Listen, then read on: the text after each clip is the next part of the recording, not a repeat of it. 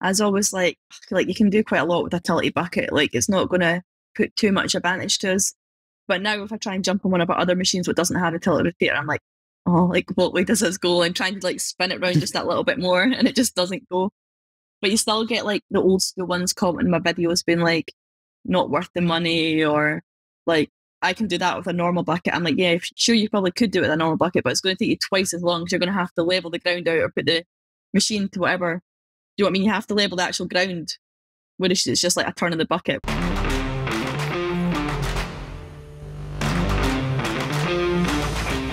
Welcome back, everybody, to the ConExpo ConEg podcast. I'm your host, Taylor White. As always, we are brought to you by our amazing friends over at Komatsu. Big shout out to them.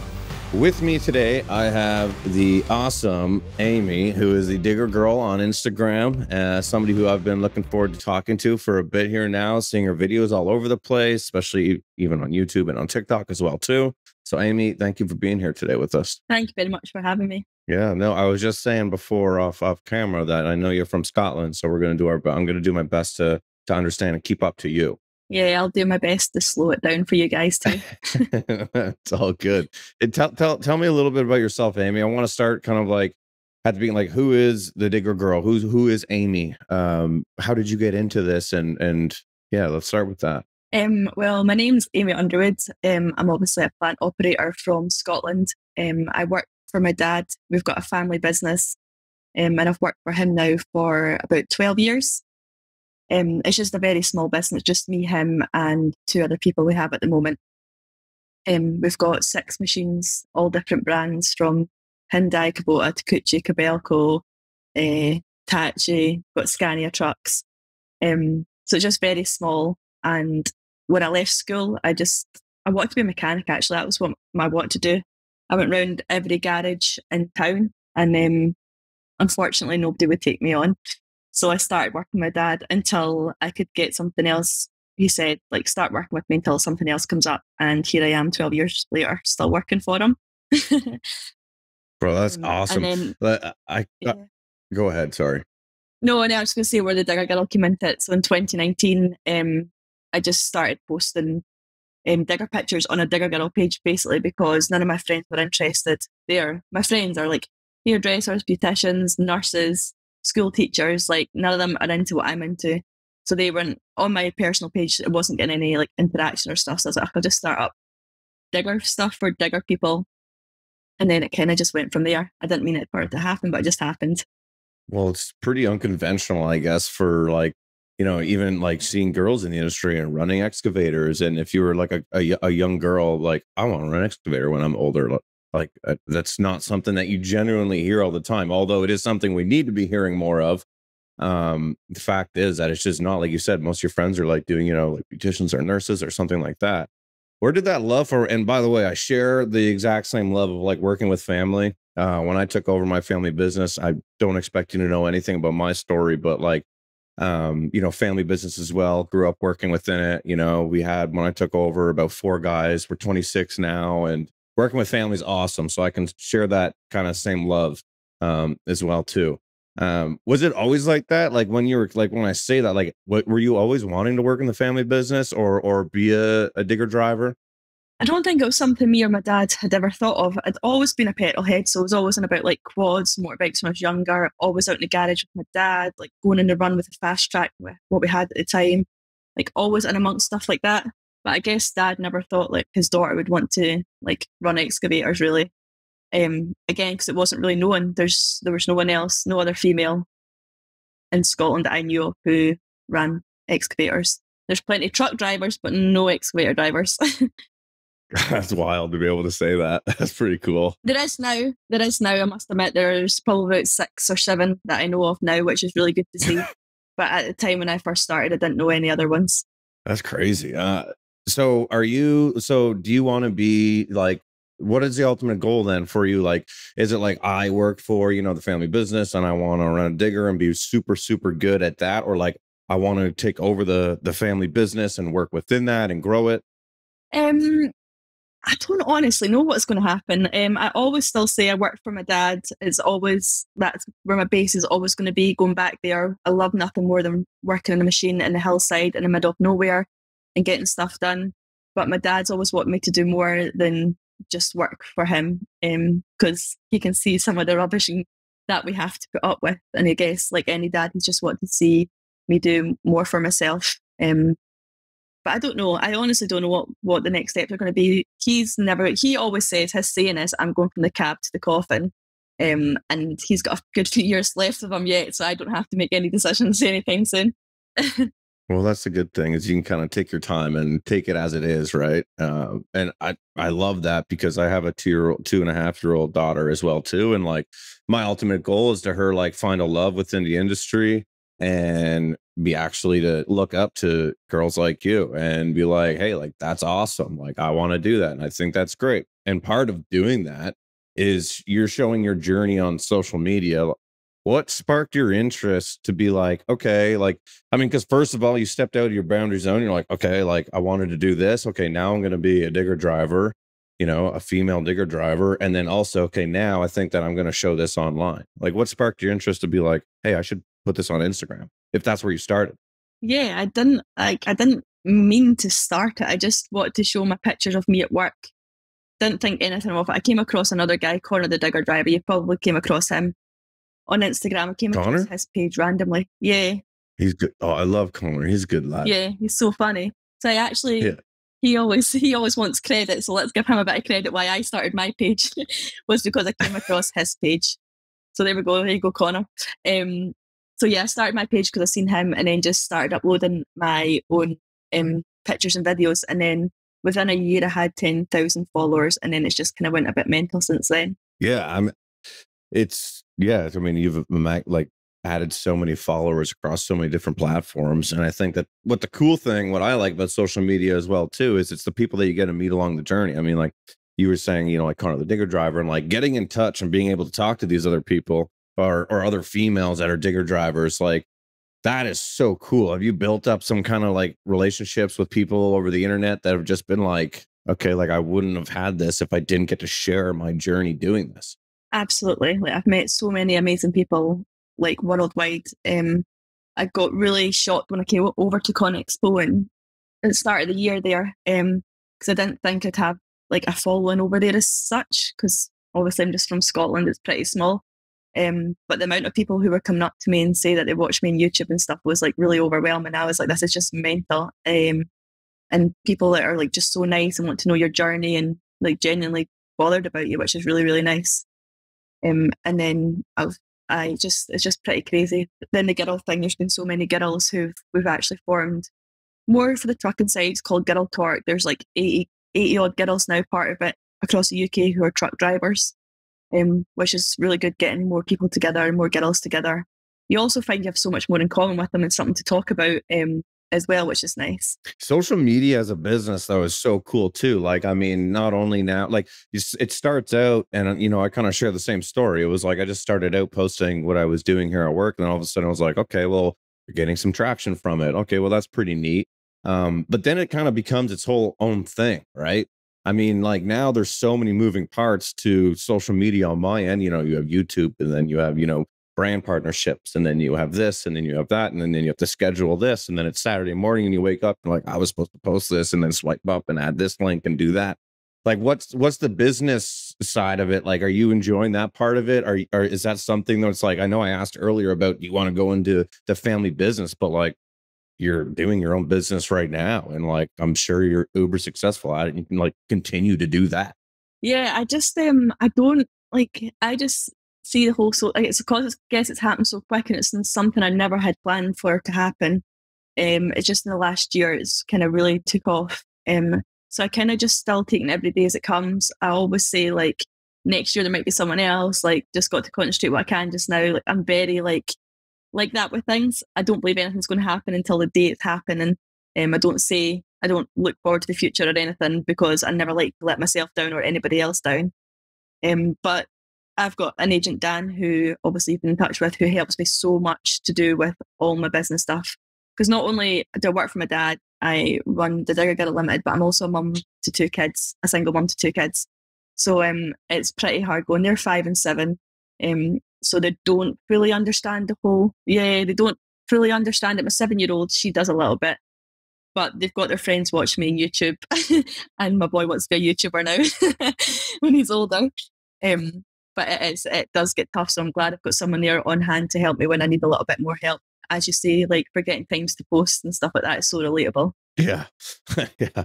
What I mean, 5 and a 7-year-old, good for you. That's an unbelievable. You said boy and girl? Yeah, I've got boy and girl. Yeah. Oh, that's awesome. Yeah, we just had a boy. He's 14 weeks old now. So Oh, I'm just learning. congratulations. Thank you. Just learning what it's like now to have two. And it's yeah, it's completely changing every aspect of, balancing business and like personal life and family life and all this stuff. And I can only imagine being like a single mom doing that. What kind of challenges do you think, like, because I find being, with children, it's always like the mom is kind of like more involved. So is that a challenge that you would say being a woman in construction kind of like has versus over something else, or is that like a unique challenge? Oh, I think just being a parent, whether you're a mum or dad's got loads of challenges Good anyway. answer. It's I'm not one like even though I say I'm like a single mum, my mum and dad fully support me, and they're very good to help me when I'm away doing trips and stuff like that. So I am very good and very lucky that way. But yeah, there's challenges everywhere, I'd say. 100%. I feel like also too though, like it's just the representation of women in the trades. I find it still relatively low. Is there any steps that like you're trying to take or like you think other people should take in order to kind of like broaden the scale or like encourage or empower like women to enter and like thrive in the community? Yeah, we are getting there slowly, but I honestly think we need to get into schools from like a younger age, and know that it's like that is a job. Construction is a job opportunity for boys or girls. I don't know about over where you guys are from, but here, like construction for female and male is just lacking terribly. There's hardly any boys as well leaving school who want to get into the trades anymore.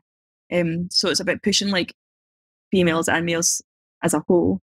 Um, and I guess the whole social media thing does help because now, like young girls, I've got parents who let their kids watch me on TikTok and YouTube and whatever, and they say now they know that they can do that and that is an opportunity. Whereas when I was growing up, okay, social media wasn't really a thing when I was growing up, but there was no one to look up to. So now hopefully having a few more girls on social media doing that, then it puts that thought into like younger generation from a young age to get them into it. Yeah, no, I love that. You're dead right. It gives them something to kind of like look up to and see. But I do like also how in a lot of your questions you're kind of like, well, it's not generally like gender specific. It's like boys and girls and the same. And I totally agree with that and love that because there isn't even over here as well too. Like the problem with our schools and our education, and if my wife was here, she'd roll her eyes because this is where I get into most rants at night if I'm having a beer or a scotch or something. But the problem with education now in school is they're not dominating and pushing the trades as a viable place to actually go and work and make a living for your family. Like, it's like you got to go to school or become a lawyer or a doctor or this. And like, we need those people. I'm not saying we don't. We need all types. But it shouldn't be like you're either going to university or you're going to be a loser.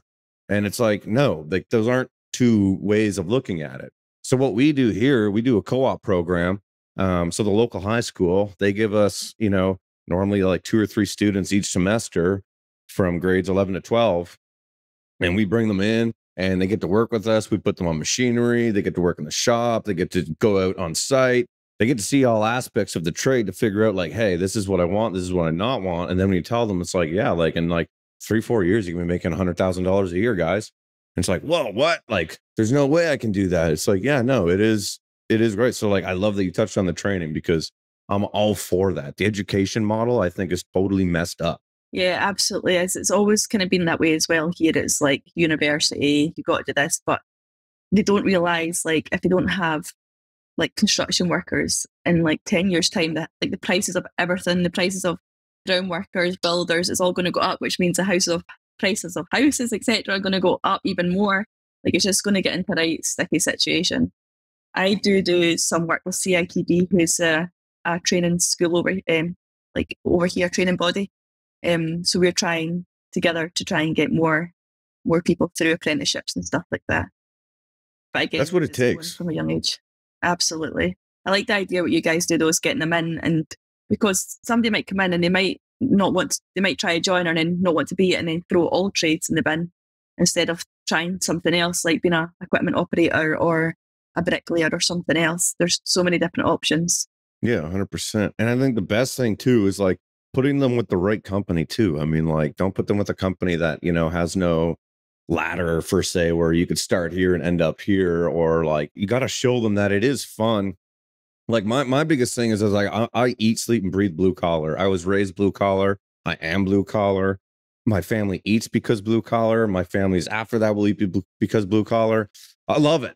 I love what I do, and I love being that. And I hate when it's like looked down upon. Like we are like this savage, crazy industry. We're like, yeah, it is insane what we do sometimes. It's like snowing and -40 and the guys are outside laying pipe. Like, but that's what I love about it. You know what I mean? Like Yeah. you have to love being blue collar to be in the industry, right? Yeah, it's definitely hardcore. It's not for the faint hearted, that's for sure. No, definitely not at all. Yeah, another thing I think we struggle with, like the whole women in construction thing, and we're definitely not there yet, is maternity and women having kids. Because if I was, oh, I had my kids when I was 21, so I was very young and I worked with my dad, so I got away with it. I was still back to work 4 months after, and I was still operating the digger on my due date. But I feel like a lot of big companies don't, it's not really known yet. So once they're pregnant, they get put into an office for health and safety reasons, whatever. And then after they have their baby, then they usually just stay in the office then, and they don't get the opportunity to come back part time. Like if you're say a nurse, you get the option to go back part time here and cut your hours. But if you were going part time a digger, it's just not known that here. You just wouldn't get that opportunity, which is really unfair as well. I think it should be totally fair for that and make it a bit easier for women who do have kids.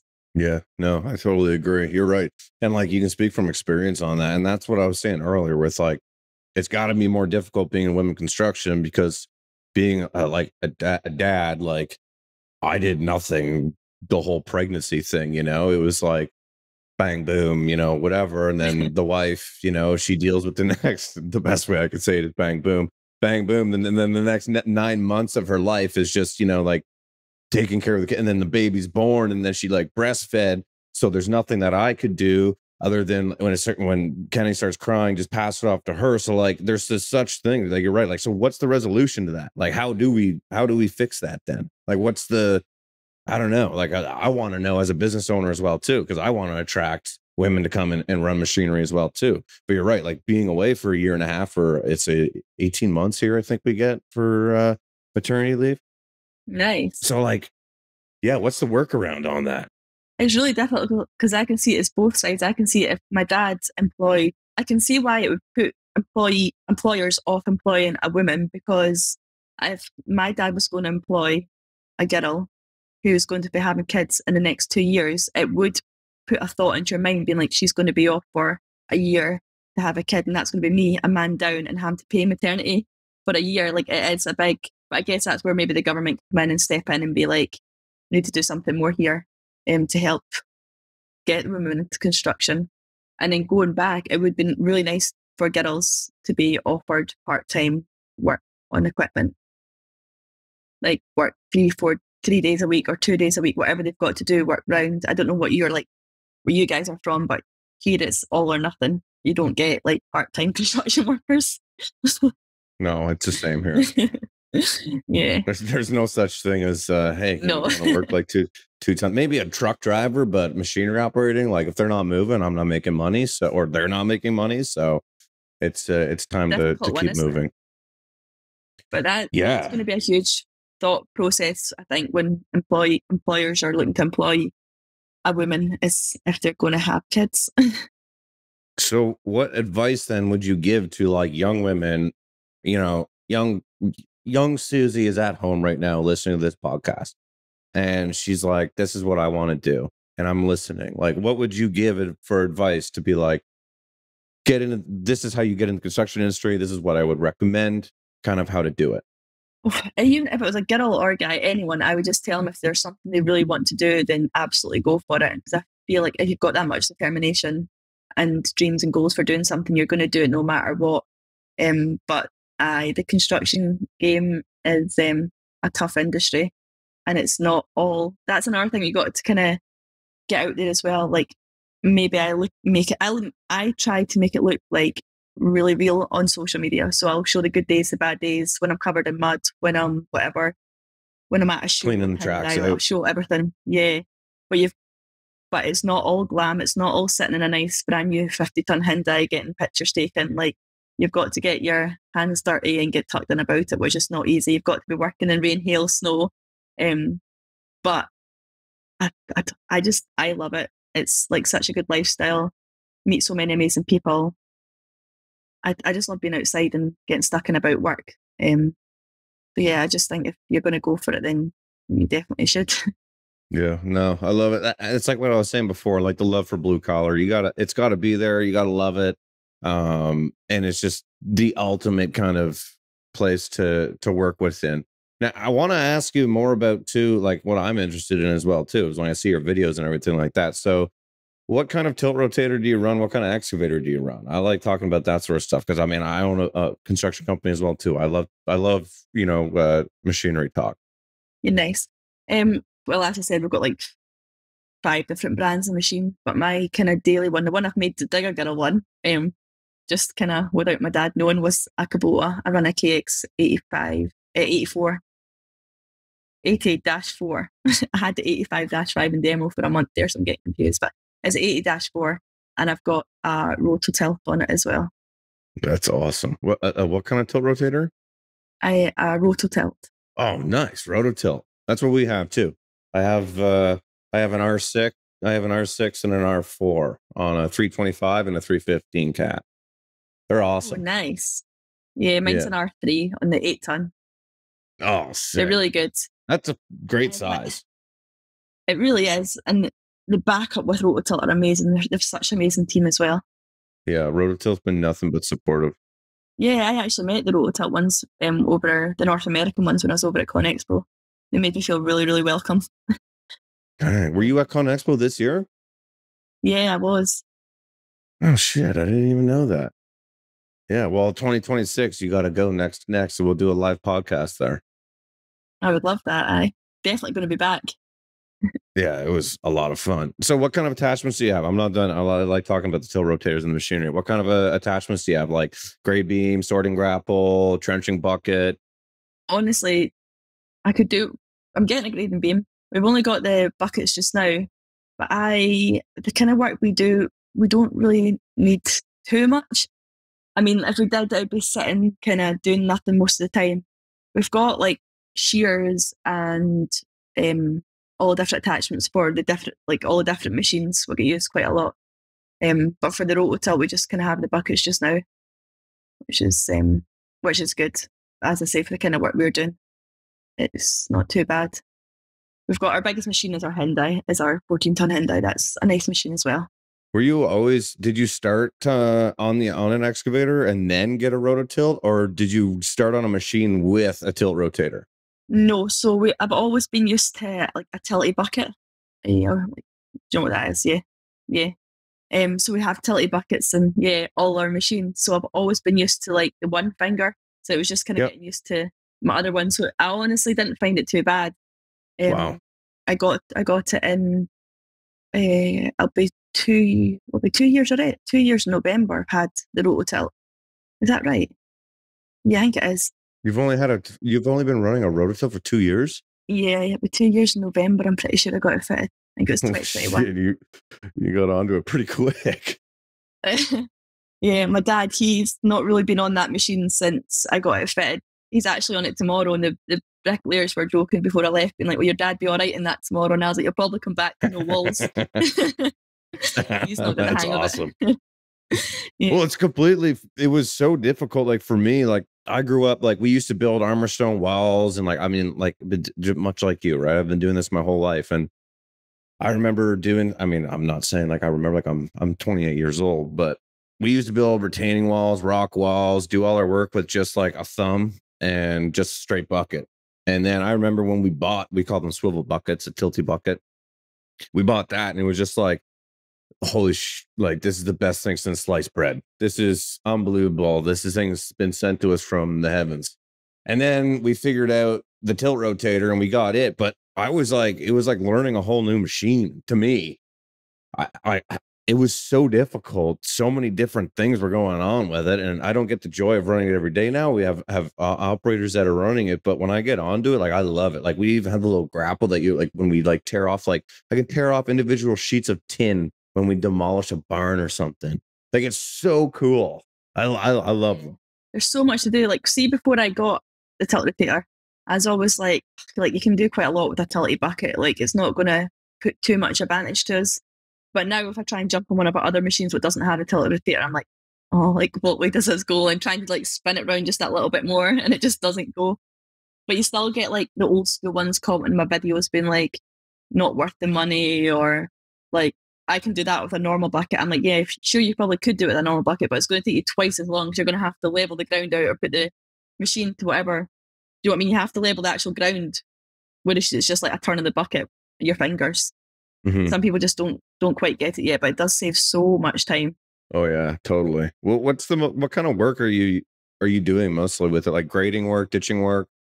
Basically, I do a lot of like new house sites, like private house sites, ditching new roads, um, that kind of stuff. It's really handy for doing like foundations or footings for houses. Don't know what you call them over there. So handy for doing that, Foundation. just sitting in the one foundations, yeah. We're sitting in the same place and just digging them like that. You don't have to move the machine about and put it about the site. They're very handy for getting right in at the corners as Yeah. well. Yeah, they're Oh, very good. yeah, they're super handy. Whenever we transitioned over, because that's like again, same thing that we do as well too. A lot of custom new home builds, Mhm. and site work, like full residential site prep. It was just super handy seeing the way that they can maneuver. Do you guys have septic systems over there? Like what kind? Like do you guys do septics, like putting pipe in the ground and septic beds and stuff? Yeah, I actually follow the is it a little operator in Alexandria. She does a lot of that stuff Yeah, over in America. Yeah. But we ours is not like that. Like ours is getting a septic tank, plastic one in the ground, pipes to it. That's it. Like there's nothing like what you guys do over there. It's very, very really? simple. Really. And we still complain that the soakaway's got to be like 6 meters by 6 meters. um I know. And we have it very lucky when I see some of the stuff Alexandria does. Oh, it's insane. I mean, even the cost out here is just wild. What kind of ground material do you guys have over there? Now I'm just like talking geography, but I'm interested. Like, is it like clay or dirt or sand? Honestly, from like where I'm sitting now to 20 meters along there can change from peat, rock, clay, sand, gravel. Like it just changes totally different. A lot of peat up in the hills, of course, and the solid rock, but it's just changes. It's such a variety. What about you guys over there? Yeah, it's about the same. It's like it's the same. Like right where our yard is, it's sand. But then like where I live, it's clay, and then it can be then like 100 feet behind my house, it goes into a solid bedrock channel that runs like all through our city. Like, yeah, it just varies, I guess. It just changes. Anyways, I'm like, I got locked up about that stuff because I love the dirt. If you had a memorable project that you could be like, that one was awesome, what would that be? One that stands out that comes to your mind as soon as I said that. What's that project? God. Eh, It's in your head. I know you're thinking it right now. You're just thinking of how you're going to say it. What's the project? we've done like hydro schemes. My dad done like two of them, which was really good and really interesting. There's a lot of Cool. work in them, so it was like small ones for estates, private ones. So it's really cool seeing like a barn starting from nothing, putting your intakes in, getting the pipeline down the hill, the power station getting built at the bottom, the turbines getting put in, and then you're making electricity, which is pretty cool. And that was What probably did one you of the call bigger it? jobs that we've done. A hydro, yeah, like Like a hydro skim? scheme, like it's like making electricity basically. Do you not do that with Oh, the like hydro a water? yeah. No. We call it hydro. I've just never heard the scheme thing. That's cool. Oh, So scheme, yeah. it's a building that is like, it's just like a power generator plant. Yeah, so up the top of the hill, like a reservoir, you put a dam up there, and then a big Yeah. pipeline comes all the way down the hill to the Cool. yeah. So we'd be digging and putting all that pipe in, and it'd be getting welded on site and stuff, by plastic welders and doing all that. So that was probably that. Them ones have probably been quite the most interesting one. Um, we also do a lot of work for other hydro schemes around here, like maintenance, so dams and stuff that were built in the 60s, which is like some unbelievable like engineering, something that we'd probably never manage now. We do all maintenance and recovery and all that kind of stuff as well, which is really, really interesting. There's like aqueducts that run through Scotland Hills, but you will never know what was there, and dams and stuff. But once you know that they are, you get pretty hooked on where they're all going and where they're taking water to. Is that pretty common over there? Like, is there a lot of that stuff? Like, I mean, you just said obviously there is, but like, is there a lot of dams and hydro dams? Yeah, there is. I think it's such a good way to make electricity. When the work's getting done, I can see why people don't like it because it makes a scar to the hill. But after 1 or 2 years, you know yourself, everything grows over and you can't see it's there, kind of thing. But yeah, there is quite a lot. I mean, we get plenty of rain for it, so we've got no excuse really not to do Yeah, exactly. Yeah, that's pretty neat. I've never traveled to Scotland, but I have family. I'm Scottish and Irish. So I've never actually been like I've never like actually gotten to go there. When you see construction on social media from where we are to where you are, does it look a lot alike or does it look different? Does the machinery kind of like, what do you see? I always feel like you guys are more ahead of us, to be honest with you, as far as like technology and tools and attachments. But what do you see? That's crazy that you think that. I think like we're just playing at it compared to you guys. I Like, just think you're being nice.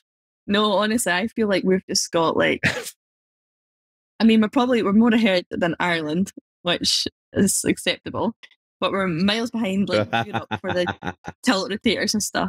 I love the Irish. You know, my biggest following is Dublin, um, and like the whole world, the biggest city is Dublin. So I've got a lot of time for them. I'm sure they won't mind me saying that. Last week I was over at a show in Dublin, and I put a picture on my Instagram. It was a guy in the airport with his slow cooker or something. He's pulling it along behind him. I was like, I know we're behind the times. No Come on way. now. That's hilarious. Going off topic there, but yeah. So I think you guys are like got all this stuff. I follow quite a few people from over in America and Canada and stuff, and I feel like we are a little bit behind the times. We're getting there slowly now, especially like where I'm from and up in the west coast of Scotland. There's not many people with even tilt rotators. Yeah. I don't have GPS in any of my machines just because of the kind of work I do. We don't really need it so much just now. I can see how it can be helpful, and if you're working with like services or house sites, or one of my pals, he does golf courses, so I can see why it's useful for all that, but not for the kind of stuff I do just now, unfortunately. Yeah, I want to go over to Scotland and golf. I like golfing. Ever since I'm a dad, I'm a big advocate for golfing. Where's your family from in Scotland? Do you know? Oh, jeez. You're All over. asking me. My mom is going to be super mad when she hears that. But yeah, I have no idea. All over. I know that I don't because my aunts went over and they went. We have Lytles is the last name, and there was like a whole cemetery of Lytles, and they were there, and yeah, it's like, and then Ireland. I'm not sure, but I'm not a family history guy. I just know like, hey, that's where I'm from. You know what I mean? Yeah. Whereabouts like you don't have to tell me exactly the town, but whereabouts in Scotland are you guys located? The easiest way to describe it is 2 hours up from Glasgow, 2 hours up from the Central Belt. We're on the west coast, is where you get the ferries to like all the Inner Hebrides, so your islands like Barra and Uist and stuff like that. Literally in the middle of nowhere. Yeah, we're kind of we used to be in a kind of a small town, but things have grown up like so much now. Like it's insane how I mean the past 3 years. What was it like in Scotland the last 3 years? Like during COVID times, I mean, construction here and like housing market, like price of machinery, like everything was just like this crazy, like it was like wild, full throttle. What was it like in Scotland? Was it the same kind of for you guys? It was like we can't even keep up to the amount of work right now. Yeah, it was the same. Everything's just went absolutely crazy. The house prices are still the same. They don't see them coming down anytime soon. And even the price of like secondhand machinery and stuff is still crazy. Yeah, used Not to mention machinery new went machinery. nuts too. Yeah, it was wild. Everybody was buying their machines, the farmers and that, to play about with during COVID, weren't they? Yeah. Is it competitive over there too? If you're from a small area, like is it super competitive, the construction industry then? Like as far as finding work or that sort of stuff? So me and my dad, we've never found it hard at all. Dad's most of the customers dad works for, he's had them for like 40 odd years since he started out. So it's like the estates and the farmers he's done work for. There's very, very rarely we have new customers as such. It's always like recurring ones, which is really good. It's the way you want to keep it kind of thing. There's also like we got on great with probably 90% of the other contractors round about here. You've all got your little bits. Like there's McCall's, they do forestry. Then there's like other ones who does other stuff. Like, and you don't really tend to tread on their toes. If somebody asks you to do work and one of them's done it before, there's probably a reason why they're not doing it again. So it's easier to ask other contractors why they're not going back, rather than not, and then it being an issue. So everybody gets on. Well, 90% of the people. There's obviously going to be a few people who don't, but mostly everybody gets on. Yeah. Well, they're probably Is that the same Irish. as you, is it? Well, I want to know what your dream excavator setup is. What is your dream like excavator? Like, if I could walk into any dealership, this is what it would be. Do you know what I'd like to do? I don't have like a dream like brand, but I'd like to pick something from every single brand and make my own. Because everyone always asks me like, what is your favorite machine? And I'm like, Yeah. honestly, I'm not just saying that, but there's something from every machine I like and put them together. Every machine has its pros and cons. You'll probably find that as well. Um, there's there are there's always something with something you would change, isn't there? I do really. I did 100%. What really like. size would you do? I like 8 ton, definitely. I feel like it's a good. It's people always go on at me. Oh, it's just a wee Tonka toy, like you this and that. But honestly, like 8 and 6 ton, I find they're harder. You've got to be a lot more skilled to operate them rather than a 50 or a 90 or even a 20. 20 is probably borderline, isn't it? Like you can just still do your house sites and roads, and you've still got to be semi neat. But a few months ago, I got the opportunity to go down the DSM with Hyundai and operate a 90 ton machine, which was really, really sick. 90? 90 ton, yeah, which was Jeez. huge, obviously, for me. But again, it was like loading. Great for anybody. Yeah, demolition. So it was nice, but it was totally different way of operating compared to an 8 ton machine, of course.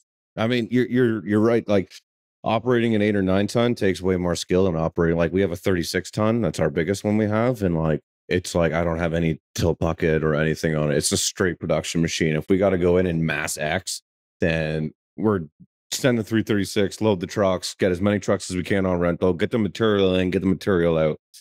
Our 325 is kind of like the max we would use for residential. We send it to like larger residential home digs, but our 315, we have an 8 ton as well too, but the 315 is kind of like the 15 ton is perfect. It's our residential beast because we do a lot of septic systems as well too, and we just keep sending that thing out with the tilt rotator on it, the grading up the topsoil around the house and all this stuff, and it's super super handy machine. Yeah.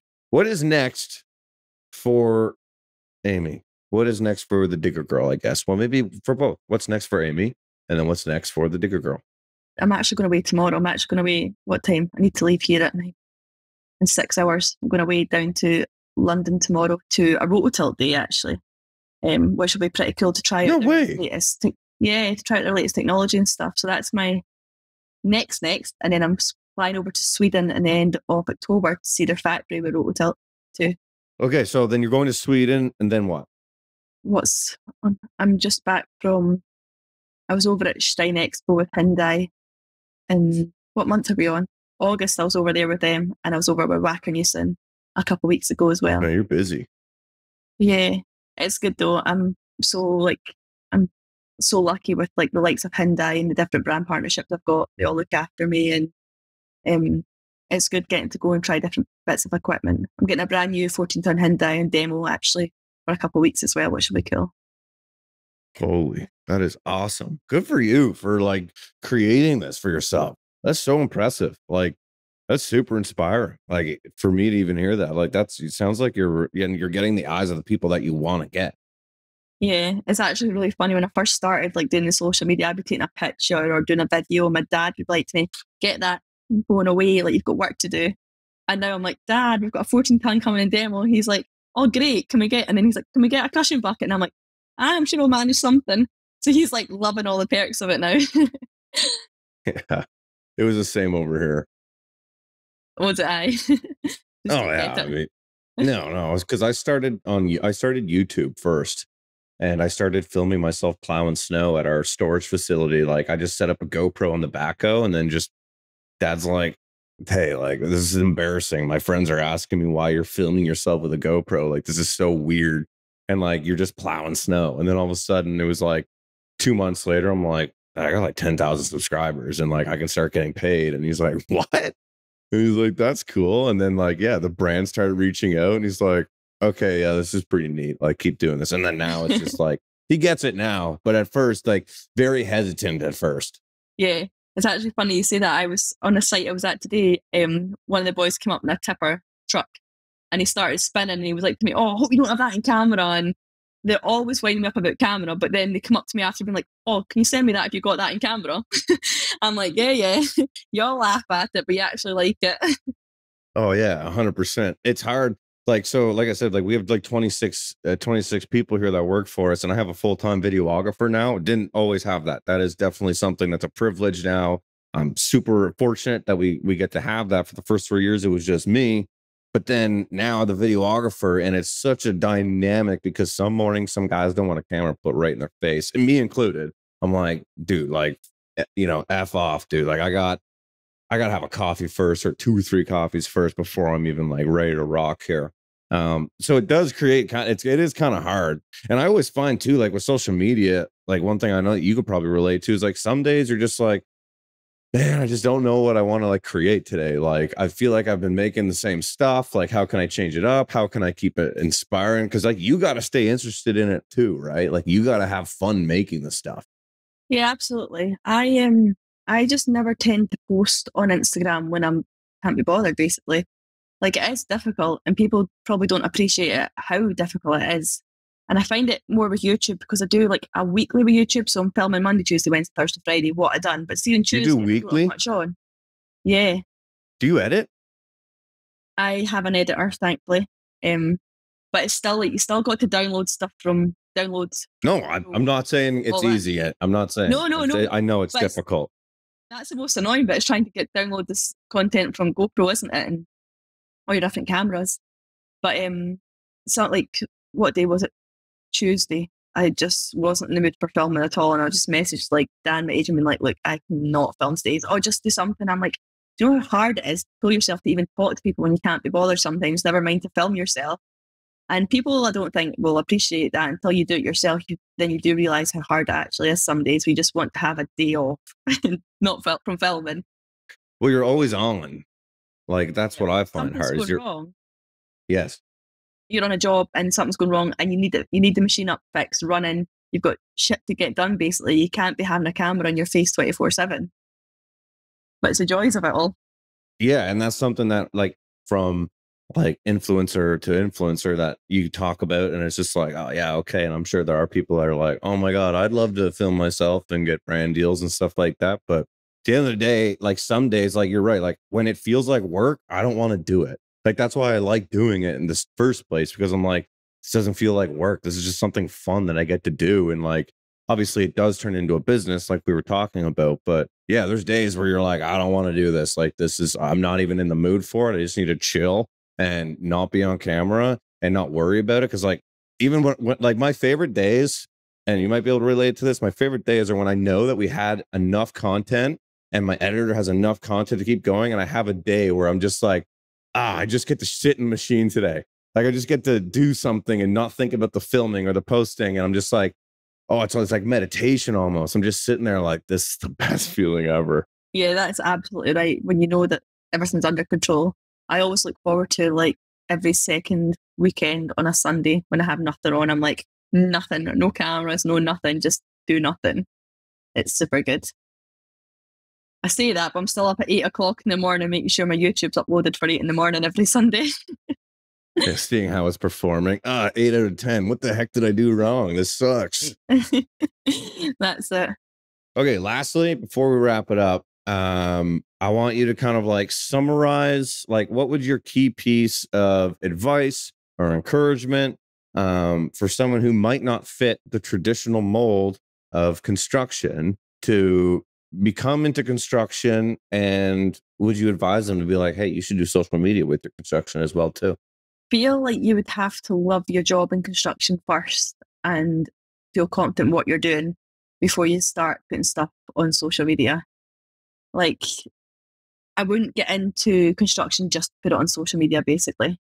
You've got to. Okay, here's a better question. I'm going to cut you off. Here's a better question because I don't like that question. I want to ask, what advice would you give somebody that wants to start a career in social media? Do you know what? I find that one really hard to answer because I never meant to start a career on social media. It just kind of happened for me. But I guess you'd have to find something like I'm very lucky because there's not very much women in construction or digger drivers. So I got quite like a niche thing there to try and promote. So you'd have to try and get something like one that you enjoy doing to try and promote it, isn't it? And yeah, something that's going to be fun and grab people's attention, I guess. But that's really difficult for me to answer because yeah, I still don't believe that this is actually happening, and I just feel like it's a dream. Yeah, no, I hear you there. Yeah, you're doing awesome. I love seeing your stuff on Instagram and everything. I'm gonna check out your YouTube. That would be awesome. And I didn't know you were doing weekly things. The amount of effort that goes into that, I'll make sure to check that out. Where can people go? Like, what's your YouTube and then like TikTok, Instagram? What do you want to promote here at the end? Everything is just the other girl, but YouTube. I love all platforms for different reasons. I love YouTube the most because I can show the most on that. You'll know the same. If you put something on TikTok, you get so many haters and heroes because they're seeing a minute clip. Whereas YouTube, I hardly get any hate over there because they're seeing like the full picture and what's actually going on. I just love like being able to share that a little bit more over on YouTube than the rest in the other platforms. So the digger girl everywhere. Digger girls everywhere. Awesome. All right. Even my merchandise. Even your merchandise. Yeah, because you have a website dedicated, like you sell merchandise, correct? That's right. Yeah, I do. We're working on some new things as well, which has been really exciting in the pipeline, and hopefully by the end of the year or the start of the next, we'll have some more stuff out. All right. Well, after this, you're gonna see an order go through for an XL shipped to Canada. I'm gonna get. Do you know the thing? I don't actually ship to international, but it's going to change. Yesterday, I shipped a cat to a guy in New Zealand. It was just like before Christmas there was like them cyber attacks, and like everything was down, and it was costing like an absolute fortune. It was like £32 to send something to Ireland. And it just wasn't, and then you had to do because we're out of Europe now, you had to do all the forms and stuff, but hopefully within the next couple of weeks I will be international because everything seems to calm down a lot. Well, I'm going to send you a message. I'm going to send you my address. You let me know how much it costs, and I'm getting a digger girl shirt, okay? Having me on here. Yeah. Wait on your next. No. I'm charge me an extra $50 for it. Let's do it. Get it on your YouTube video and we'll be sound. That's a deal.